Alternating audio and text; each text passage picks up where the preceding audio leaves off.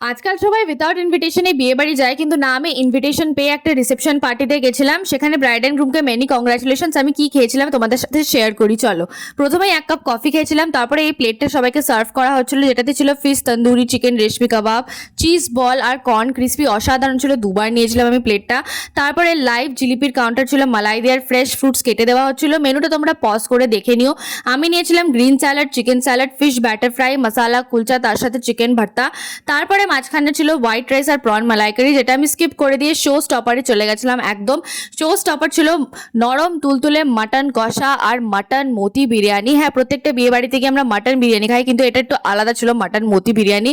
অসাধারণ ছিল খেতে। তারপরে ছিল আলু বোখরার চাটনি, পাঁপড়, ক্রিম চপ, হট মাখা সন্দেশ, আর স্টলে ছিল আইসক্রিম আর পান। তোমরা কি বিয়ে বাড়ি থেকে পান খাও? আমার তো পান না খেলে ইনকমপ্লিট ফিল হয়। কমেন্টে জানিও। Please do subscribe. বাই।